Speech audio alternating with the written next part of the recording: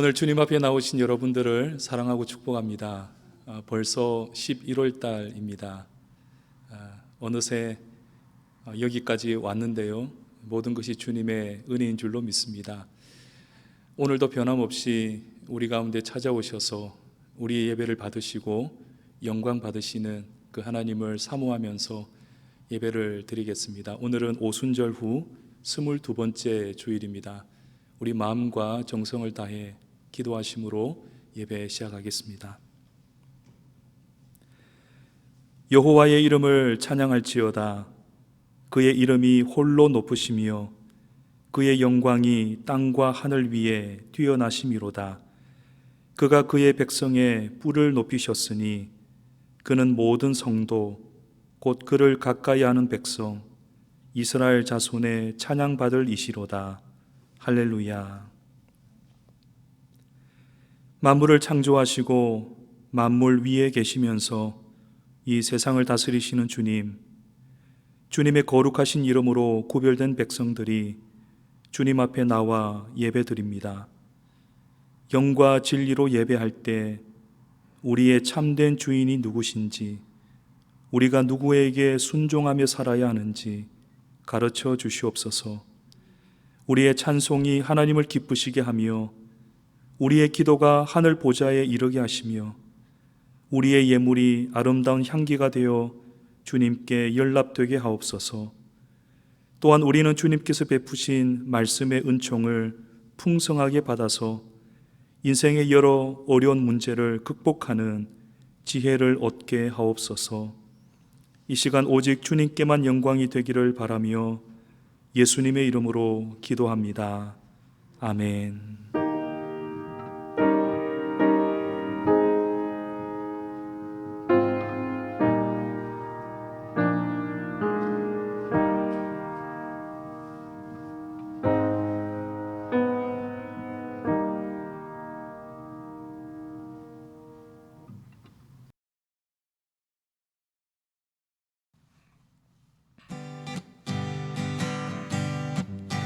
내가 매일 기쁘게 순례의 길 행함은 주의 팔이 나를 안보함이요.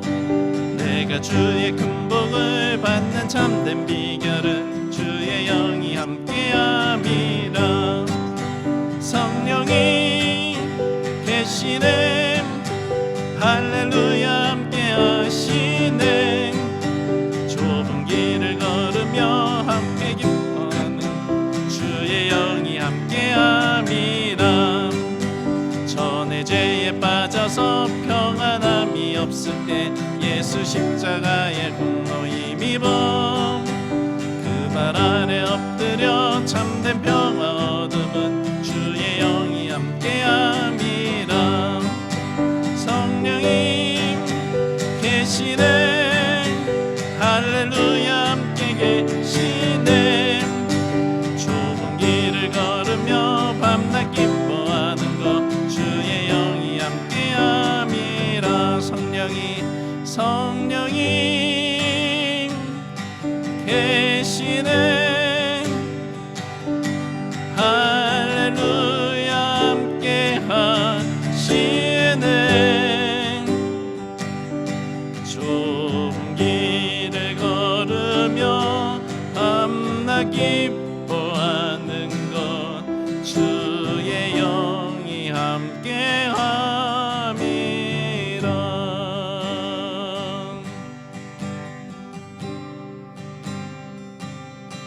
내 주의 은혜 강가로 저 십자가의 강가로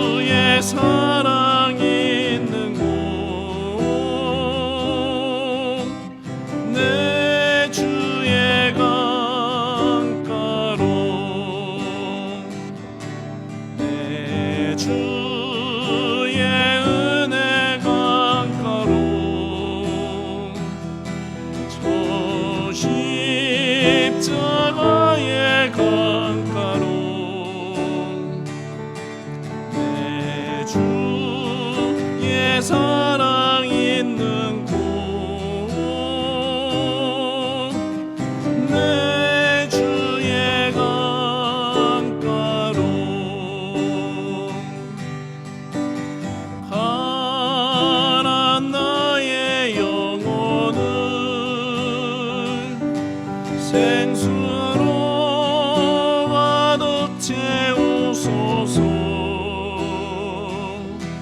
피곤한 내 영혼 위에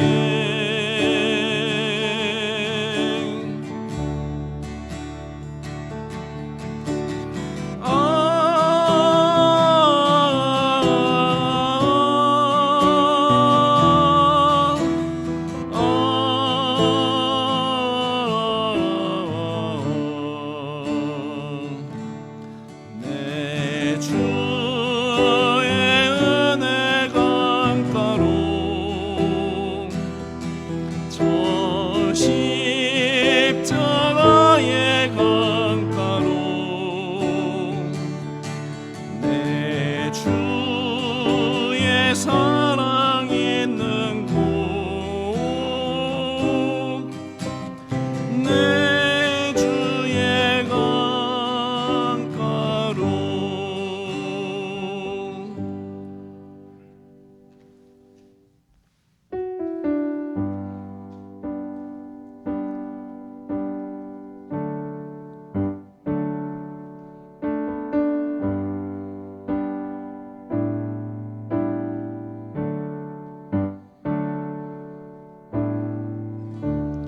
은혜 아니면 살아갈 수가 없네.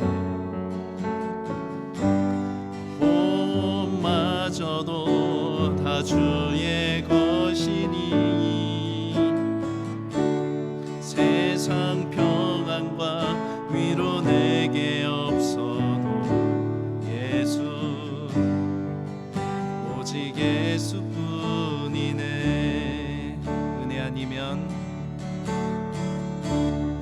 은혜 아니면 살아갈 수가 없네.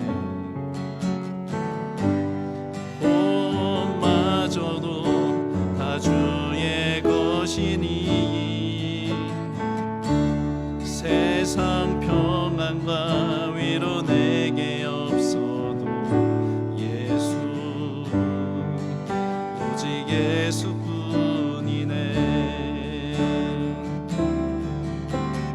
그 신계획 다 볼 수도 없고 작은 고난에 지쳐도 주께 묶인 나의 모든 삶 버티고 견디게 하시네.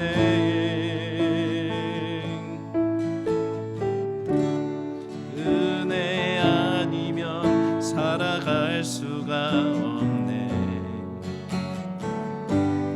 나의 모든 것 다 주께 맡기니 참된 평안과 위로 내게 주신 주 예수 오직 예수뿐이네.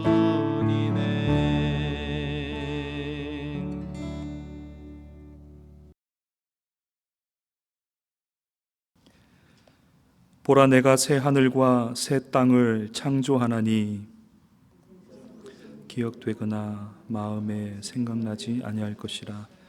너희는 내가 창조하는 것으로 말미암아 영원히 기뻐하며 즐거워할지니라. 보라, 내가 예루살렘을 즐거운 성으로 창조하며 그 백성을 기쁨으로 삼고 내가 예루살렘을 즐거워하며 나의 백성을 기뻐하리니 우는 소리와 부르짖는 소리가 그 가운데서 다시는 들리지 아니할 것이며 이리와 어린 양이 함께 먹을 것이며 사자가 소처럼 짚을 먹을 것이며 뱀은 흙을 양식으로 삼을 것이니 나의 성산에서는 해함도 없겠고 상함도 없으리라. 여호와께서 말씀하시니라. 아멘.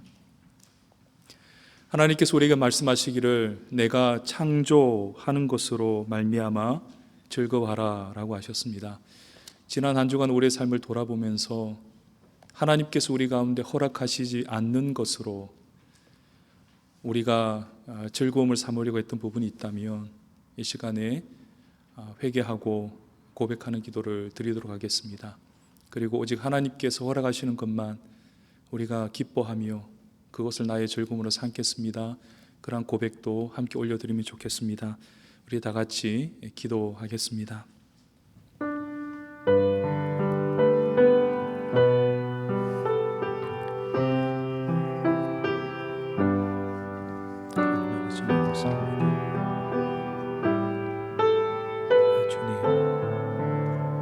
하나님께서 우리 가운데 허락하신 것 세상 어떤 것들을 추구하며 그것을 즐거움으로 삼았던 일을 용서해 주시옵소서. 오 주님, 예수 그리스도의 십자가의 보혈의 은총을 우리 가운데 허락해 주셨소. 우리의 영혼을 새롭게 하여 주시고 다시 주님이 기뻐하시는 사람으로 빚어지게 하여 주시옵소서. 오 주님, 이 시간 주님 앞에 고개 숙인 모든 주님의 백성들을 정결케 하여 주시옵소서. 예수 그리스도의 거룩한 옷을 입혀 주시옵소서. 우리가 믿음으로 주님 앞에 나아갈 수 있도록 우리를 새롭게 하여 주시옵소서. 정결하게 하여 주시옵소서. 오 주님, 도와주시옵소서. 도와주시옵소서. 도와주시옵소서.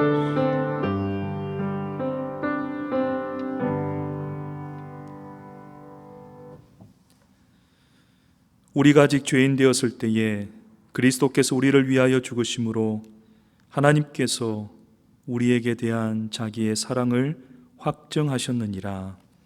아멘. 사도신경으로 우리의 신앙을 고백하겠습니다. 나는 전능하신 아버지 하나님 천지의 창조주를 믿습니다. 나는 그의 유일하신 아들 우리 주 예수 그리스도를 믿습니다. 그는 성령으로 잉태되어 동정녀 마리아에게서 나시고 본디오 빌라도에게 고난을 받아 십자가에 못 박혀 죽으시고 장사된 지 사흘 만에 죽은 자 가운데서 다시 살아나셨으며 하늘에 오르시어 전능하신 아버지 하나님 우편에 앉아 계시다가 거기로부터 살아있는 자와 죽은 자를 심판하러 오십니다. 나는 성령을 믿으며 거룩한 공교회와 성도의 교제와 죄를 용서받는 것과 몸의 부활과 영생을 믿습니다. 아멘.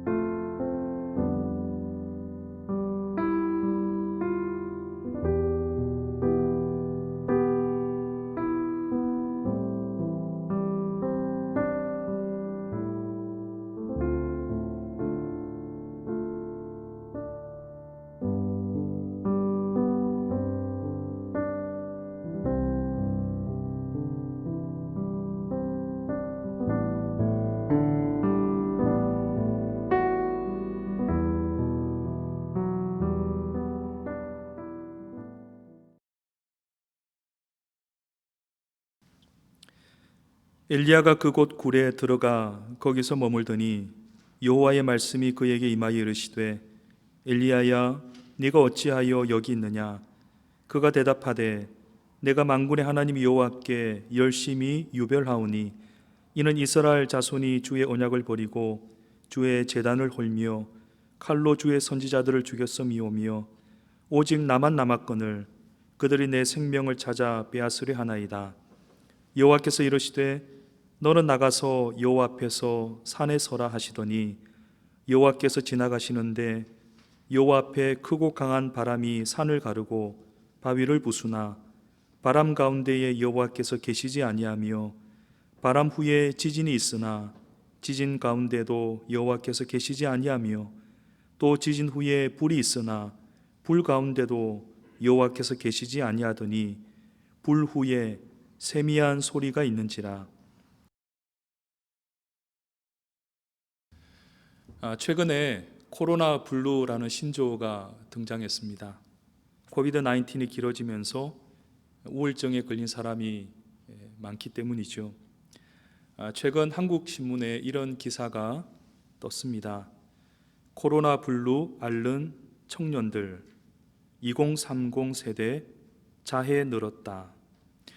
코로나 시대가 모두에게 힘들지만 특별히 젊은 세대가 더 힘들어 한다라는 내용이죠.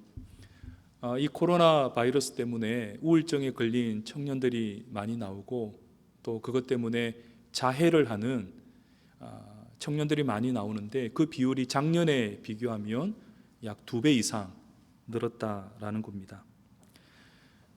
청년들은 이렇게 친구들을 좀 만나서 수다도 떨고 그래야 스트레스가 좀 풀리게 되는데 최근에는 혼자 사는 좁은 방에 갇혀서 온라인으로 공부하고 또 일도 하고 그러면서 우울증이 커지게 된다는 거죠.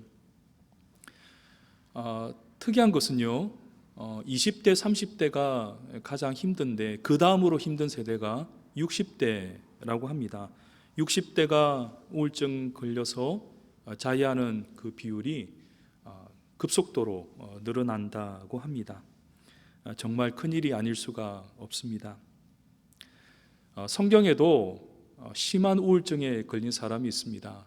바로 엘리야 선지자인데요. 성경은 이 엘리야의 극과 극의 모습을 보여줍니다. 엘리야는 갈멜산에서 바알과 아세라 선지자들과 영적인 대결을 벌였죠. 850대 1. 이론적으로는 승산이 없는 싸움이었지만 엘리야가 기도했더니 하늘에서 큰 불이 내려와서 승리를 거두었습니다. 그뿐이 아닙니다. 엘리야가 다시 기도했더니 3년 만에 가뭄을 끝내버리는 큰 비가 쏟아져 내렸습니다. 이처럼 엘리야는 엄청난 능력의 소유자였습니다. 그런데 그런 엘리야에게도 갑자기 우울증이 찾아왔습니다. 아합 왕의 왕비 이세벨이 자기를 죽이러 온다라는 소문을 들었기 때문이죠. 이 소식을 듣고는 곧바로 광야로 도망쳐서 로뎀 나무 아래에서 죽기를 바라고 있었던 겁니다. 불과 며칠 전에 하늘에서 불과 비를 내렸던 그 기세당당했던 모습은 어디론가 다 사라져 버렸습니다. 그렇다면 이 엘리야에게 찾아온 우울증의 원인은 무엇일까요? 엘리야의 말 속에서 몇 가지 단서를 찾아볼 수 있습니다. 우선 4절을 보겠습니다. 자기 자신은 광야로 들어가 하루 길쯤 가서 한 로뎀 나무 아래에 앉아서 자기가 죽기를 원하여 이르되 여호와여 넉넉하오니 지금 내 생명을 거두시옵소서. 나는 내 조상들보다 낫지 못하니이다 하고, 여호와여 넉넉하오니, 여러분 이 말은요, 이제는 더 바랄 것이 없다. 나는 할 만큼 했으니 이제는 죽어도 여한이 없다. 그런 뜻이죠. 어찌 보면 좋은 말로 들립니다. 그런데 그 뒤에 말을 이어서 보면 의미가 완전히 달라집니다. 그 뒤에 뭐라고 합니까? 나는 내 조상들보다 낫지 못하니이다. 지금 엘리야는 믿음의 조상들과 비교하면서 자기를 보잘것없는 존재라고 생각하고 있습니다. 내가 지금까지 원 없이 일해 보았지만 그래도 조상들에 비하면 그것은 일한 것이 아니라는 거죠. 이렇게 자신을 스스로 깎아내리고 있는 것입니다. 여러분, 비교 의식만큼 자기를 비참하게 만드는 것은 없습니다. 그리고 하나님도 이것을 매우 싫어하십니다. 하나님은 각 사람을 다르게 만드셨고 각자에게 다른 은사들을 주셨습니다. 그래서 개인이 가지고 있는 자질과 은사의 크기를 가지고 서로 비교하는 것을 무척이나 경계하셨습니다. 여러분, 달란트 비유를 아시죠? 그 비유를 보면 한 달란트를 남긴 자나 5달란트를 남긴 자나 하나님은 똑같은 내용으로 칭찬하십니다. 무슨 말입니까? 하나님은 실적이 아니라 성실로 평가하신다라는 거죠. 작은 것을 가지고도 얼마나 성실하게 일하는가, 하나님은 이것을 중요하게 보신다라는 겁니다. 우리 한국의 청년들은 태어날 때 무슨 수저를 물고 태어났느냐, 이것으로 신분이 갈라진다고 생각합니다. 청년들 가운데 그러한 비교의식이 있기 때문에 이 코로나 시대에 더 우울해지는 것은 아닌가. 코로나 이전에도 자기 힘으로 인생을 개척해 나가는 것이 무척이나 힘들었는데 코로나 시대가 닥치니까 더 어려워졌잖아요. 그래서 이런 비교의식으로 더 마음이 무너지고 있는 것 같습니다. 그 다음 10절을 보겠습니다. 그가 대답하되 내가 만군의 하나님 여호와께 열심히 유별하오니 이는 이스라엘 자손이 주의 언약을 버리고 주의 제단을 헐며 칼로 주의 선지자들을 죽였음이오며 오직 나만 남았거늘 그들이 내 생명을 찾아 빼앗으려 하나이다. 여러분, 이 말 속에 오직 나만 남았거늘 이라는 표현이 있죠. 지금까지 엘리야는 주로 홀로 싸웠습니다. 갈멜산에서도 850대 1이었습니다. 늘 외로운 싸움을 했지만 잘 버텨내었죠. 그런데 지금은 홀로 남았다라는 사실이 그를 두렵게 만들고 있습니다. 이것은 리더가 종종 겪는 어려움 중에 하나입니다. 특히 큰 일을 성공적으로 치른 뒤에 이런 외로움이 갑자기 찾아오는 경우가 많습니다. 유명한 부흥사들의 이야기를 들어보면 그분들이 큰 집회를 인도하고 난 다음에 그때 자신을 지키기가 가장 어렵다고 합니다. 강단에서 또는 무대에서 모든 것을 다 쏟아내고 나면 자신은 상대적으로 공허해진다라는 거죠. 바로 그때 성적인 충동 같은 것이 일어나서 일탈의 위험에 쉽게 노출이 된다고 합니다. 사단은요, 홀로 있는 자를 주로 공략합니다. 뱀은 홀로 있는 하와에게 다가와서 유혹했죠. 홀로 남겨져 있다라는 마음이 들지 않도록 해야 합니다. 그래서 신뢰할 만한 친구를 늘 곁에 두는 것이 좋고요. 무엇보다 어떤 상황 가운데서도 우리와 함께 하시는 하나님, 그 하나님을 우리가 믿는 것이 참으로 중요합니다. 엘리야가 우울증에 빠진 또 다른 원인은 지나친 책임감입니다.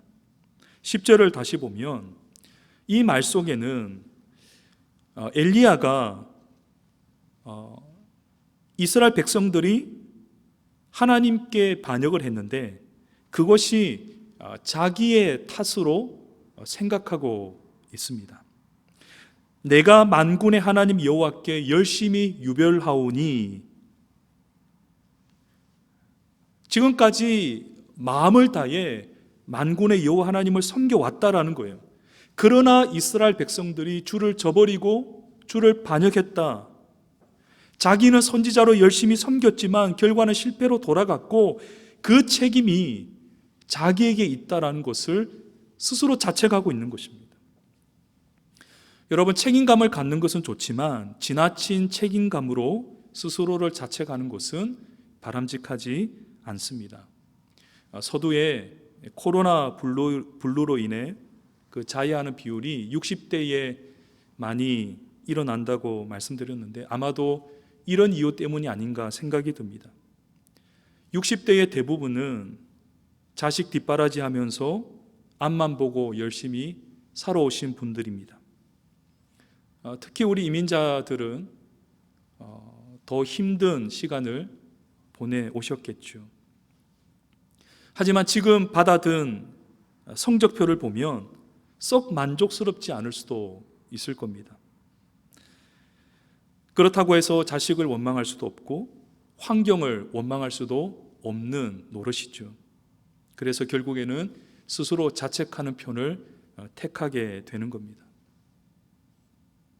그러나 안타깝지만 이것은 교만의 또 다른 모습이라는 점을 알아야 합니다.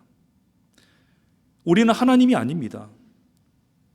내가 다 책임지려는 태도는 스스로 하나님이 되겠다는 것과 다르지가 않습니다.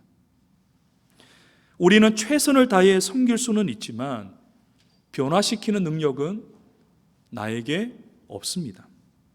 그 몫은 오직 하나님께 있는 것이죠. 그래서 최선을 다한 뒤에 그 결과는 하나님께 맡길 수 있는 지혜가 우리 가운데 꼭 필요할 것입니다. 지금까지 엘리야가 가졌던 우울증의 원인 세 가지를 살펴보았는데요. 정리를 해보면 첫째는 비교의식이었습니다. 둘째는 홀로 남겨졌다라는 생각입니다. 세 번째는 지나친 책임감입니다. 이제는 하나님께서 이 엘리야의 우울증을 어떻게 치유해 나가시는가 살펴보도록 하겠습니다. 우선 하나님은 엘리야의 육체적인 필요를 채우셨습니다. 천사를 보내셔서 떡과 물을 공급해 주셨고 그것으로 육체를 강하게 하셨습니다. 엘리야는 그 힘을 가지고 호렙산까지 갈 수 있었죠. 그런데 거기서도 동굴에 숨어 지냈습니다. 육체적인 공급만으로는 근본적인 해결책이 될 수 없다는 뜻이죠. 엘리야가 동굴에 있을 때 하나님께서 부르십니다. 엘리야야, 네가 어찌 하여 여기에 있느냐. 여러분, 이 말은요 다그치거나 책망하는 말투가 아닙니다. 엘리야를 따뜻하게 보듬어주는 그런 말투이죠. 마치 예수님께서 실패한 베드로를 갈릴리 호숫가에서 만나셔서 네가 나를 사랑하느냐 이렇게 물으신 것과 같은 것입니다. 좋은 질문은 거울과 같다는 말이 있죠. 논리적으로 가르쳐서 잘못을 바꾸는 것은 어렵습니다. 그것보다는 좋은 질문을 던져서 스스로 생각하게 만드는 것, 좋은 질문을 통해 스스로 자기 안에 있는 문제가 무엇인지를 깨닫게 만드는 것, 그것이 훨씬 더 효과적이라는 것이죠. 하나님은 네가 어찌하여 여기 있느냐 2번 물으셨습니다. 2번 물으시는 동안 엘리야는 똑같은 내용으로 자신의 억울함과 원망을 털어놓습니다. 이것이 어떠한 유익이 있을까요? 하나님 이것에 대해서 이렇게 해라 저렇게 해라 답을 주지 않습니다. 엘리야가 스스로 그 서러움을 토하게 만드십니다. 그렇게 함으로써 엘리야 스스로 치유할 수 있는 길을 찾아가게 되었던 것입니다. 이 장면이 참으로 감동스러운 것은 하나님께서 엘리야를 끝까지 기다려 주셨다라는 것입니다. 이러한 하나님의 배려로 엘리야는 조금씩 마음을 열 수 있게 되었습니다. 그 다음 하나님께서 말씀하시죠. 11절에 보면 너는 나가서 여호와 앞에서 산에 서라. 이때 하나님께서 엘리야 앞을 지나가셨는데요, 3가지 현상이 나타났습니다. 산을 가르고 바위를 부수는 강한 바람이 먼저 일어났습니다. 그 다음에 땅을 흔드는 지진이 일어났습니다. 그 다음으로는 불이 일어났습니다. 그런데요, 그 가운데에 하나님이 계시지 않았습니다. 엘리야에게는 바람과 지진과 불은 매우 익숙한 현상이었습니다. 왜냐하면 이전에는 항상 이런 것들과 함께 하나님께서 역사하셨기 때문입니다. 하지만 지금은 다릅니다. 하나님께서 그 가운데 계시지 않았던 거죠. 그 모든 것들이 다 지나가고 난 다음에 세미한 소리가 있었습니다. 그 소리 가운데 하나님의 음성이 들려왔던 것이죠. 여러분, 이것은 우리에게 무엇을 말해줍니까? 하나님은 우리가 생각하는 방식이나 우리가 원하는 시간에 맞춰서 오시지 않을 수도 있다는 뜻입니다. 우리는 어떻습니까? 나에게 익숙한 방식으로 하나님께서 도와주시기를 기대합니다. 바람과 지진과 불과 같은 거창한 모습으로 우리에게 오시기를 기대합니다. 물론 하나님께서는 이러한 것들을 통해서도 역사하시지만 언제나 그런 것은 아닙니다. 대신에 하나님은 세미한 소리와 함께 늘 우리에게 다가오시는 것이죠. 여러분, 이때 하나님께서 세미한 소리로 찾아오신 이유가 뭘까요? 그것은 엘리야와 개인적인 관계를 맺으려는 것입니다. 물론 이전에도 엘리야에게 말씀하셨고 이전에도 관계를 맺으셨습니다.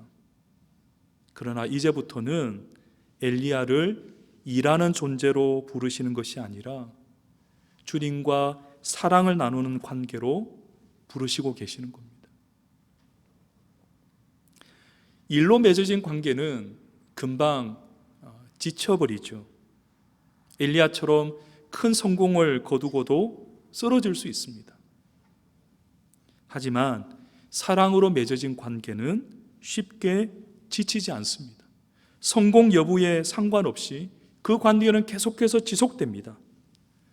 오늘 우리에게 정말 필요한 것은 바로 이 사랑의 관계입니다.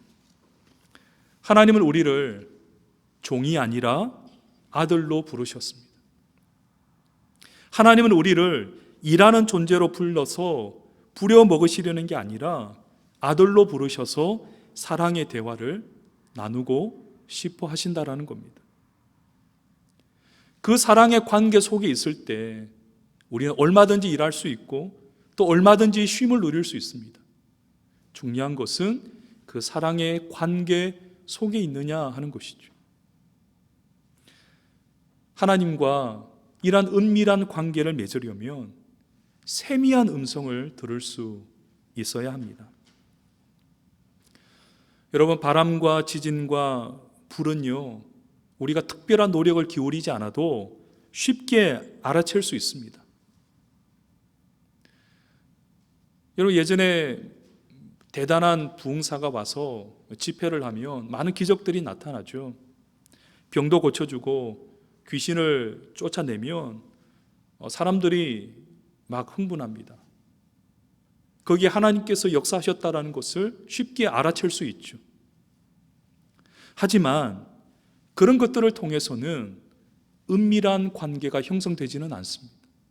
하나님 역사하셨구나, 하나님 정말 위대하신 분이구나, 우리가 그렇게 고백할 수는 있지만 그 사건으로 인해서 하나님과 우리가 개인적으로 은밀한 관계가 형성되는 것은 아닙니다.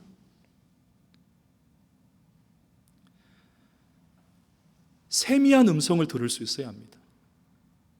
하나님께서 나에게 말씀하시는 그 내밀한 음성을 들을 수 있을 때 우리는 하나님과 긴밀한 관계를 맺을 수가 있는 것입니다.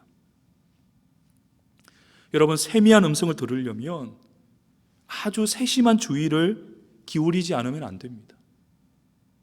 하나님의 음성을 듣기 위해서 세상의 소음이 들리지 않는 나만의 시간을 확보해야 하고요. 그리고 하나님의 음성이 들릴 때까지 성경을 묵상하는 인내도 필요한 것입니다. 어떤 사람이 그 작업장에서 일을 하다가 시계를 잃어버렸습니다. 아무리 찾으려고 해도 찾을 수가 없었습니다. 하루 종일 시계를 찾지를 못했는데 퇴근 시간이 되어서 기계를 껐습니다. 그러자 시계 소리가 들리는 겁니다. 톱밥 속에 시계가 파묻혀 있었던 것이죠. 기계 소음이 너무 커서 그 시계 소리가 들리지 않았던 것입니다. 하나님의 음성도 세상의 소음이 가득할 때는 들리지 않습니다. 그 소음에서 벗어날 때 비로소 세미한 주님의 음성이 들리게 되는 것입니다. 우리는 바쁜 일상 속에 살아가면서 너무나 많은 세상의 소음을 듣고 있습니다. 그 소음들이 우리를 더욱 지치게 만들고 우울에 빠지게 만드는 것입니다. 여러분, 이때 우리를 회복하는 것은 주님의 세미한 소리를 듣는 것입니다. 나를 향해 부르시는 하나님의 사랑의 노래를 우리가 들을 수 있을 때 우리 속에 모든 무거운 짐을 다 내려놓을 수 있고 비로소 우리의 영혼이 자유함을 얻을 수 있게 되는 것입니다. 사랑하는 여러분, 우리가 정말 주님의 세미한 음성을 들을 수 있기를 간절히 바랍니다. 종교개혁가 마르틴 루터는 어린 시절부터 우울증에 시달렸다고 합니다. 그 증세가 너무 심해서 모든 면에 대해서 부정적으로 생각하고 또 비관하는 그러한 모습이었다고 합니다. 21살 때 번개가 내리치는 폭우 속에서 지나가는데 갑자기 번개가 내리칠 때 지옥에 갈 것 같은 두려움에 사로잡히게 되고 그 자리에서 엎드려서 하나님께 이렇게 말합니다. 살려만 주시면 수도사로 평생 살아가겠습니다. 그렇게 해서 수도사가 되는데 여러분, 그렇게 출발한 수도사 생활이 행복할 리가 있겠습니까? 수도사 생활 내내 지옥에 가지 않으려고 몸부림을 칩니다. 조그마한 죄를 지어도 자기 속에 조그마한 죄가 생각이 나도 지옥 갈 것 같은 두려움 때문에 견딜 수가 없는 것입니다. 그래서 하루에도 몇 번씩 고해성사를 하고 엄청난 고행도 마다하지 않았습니다. 그러던 어느 날 루터가 로마서를 묵상하는데 우리가 지난주에 보았던 로마서 1장 17절 거기에서 하나님의 의를 새롭게 발견했습니다. 지금까지 그가 생각했던 하나님의 의는 죄인을 벌하시는 하나님이었는데 그날 이후에는 죄인을 사랑하시고 용서하시는 것이, 그래서 조건 없이 구원하시는 것이 진정한 하나님의 의라는 것을 깨닫게 되었던 것입니다. 루터는 그 순간이 새로 태어나서 활짝 열린 문을 통해 낙원에 들어가는 기분이었다, 그렇게 회상했습니다.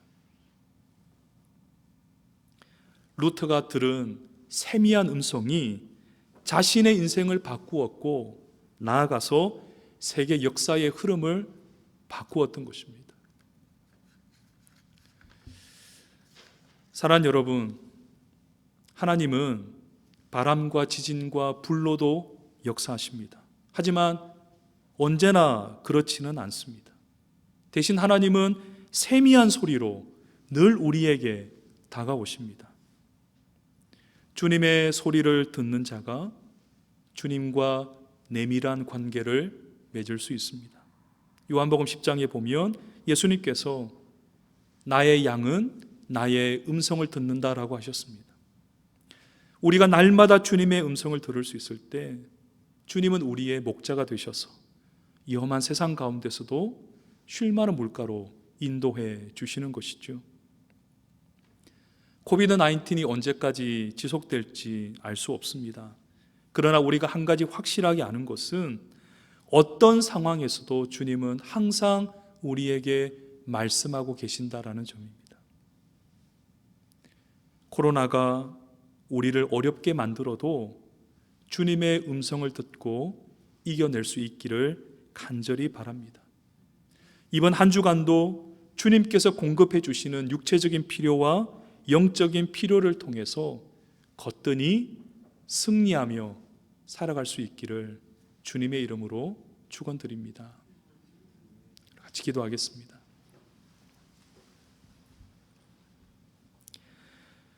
하나님, 코로나 블루로 인해 많은 사람들이 고통스러워하고 있습니다. 그러나 우리에게는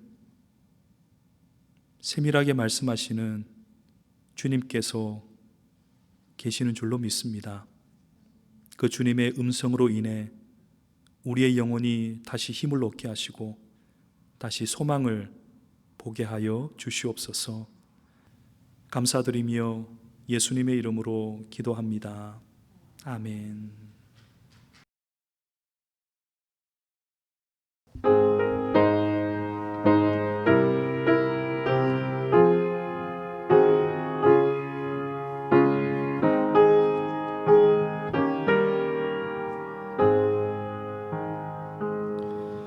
저 장미꽃 위에 있을 아직 맺혀 있는 그때에 귀에 은은히 소리 들리니 주의 음성 분명하다.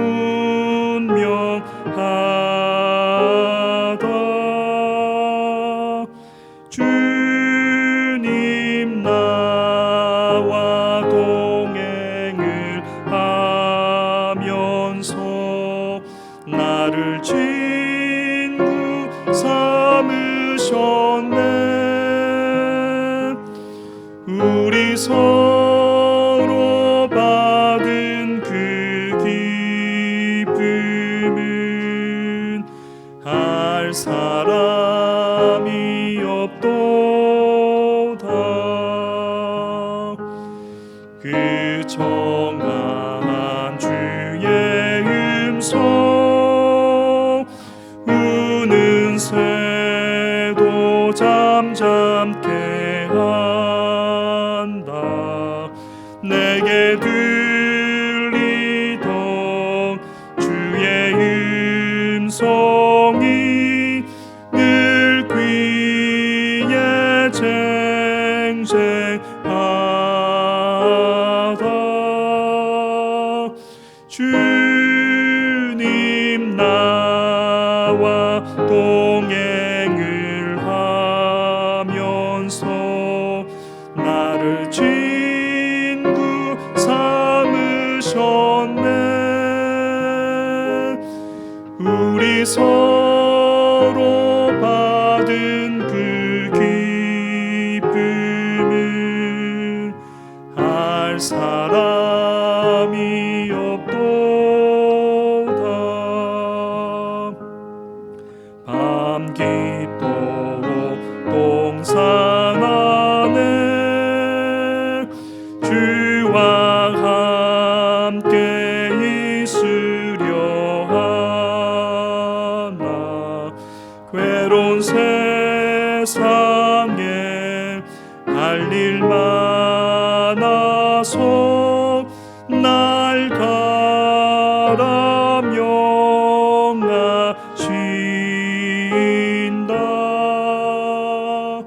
주가 나와 동행을 하면서 나를 친구 삼으셨네.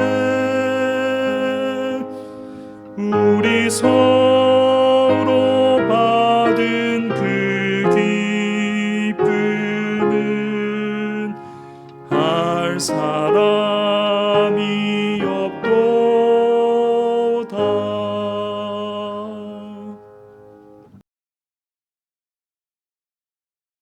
이제는 우리 주 예수 그리스도의 은혜와 하나님 아버지의 자비하신 사랑하심과 성령님의 감화감동 충만하심과 교통하심이 주님의 세미한 음성을 듣고 주님과 늘 친구로 동행하기 원하는 사랑하는 주의 백성들 머리 위에, 그들의 가정과 일터와 자녀들과 사랑하는 교회 위에 지금부터 영원까지 함께 계시기를 간절히 축원하옵나이다. 아멘.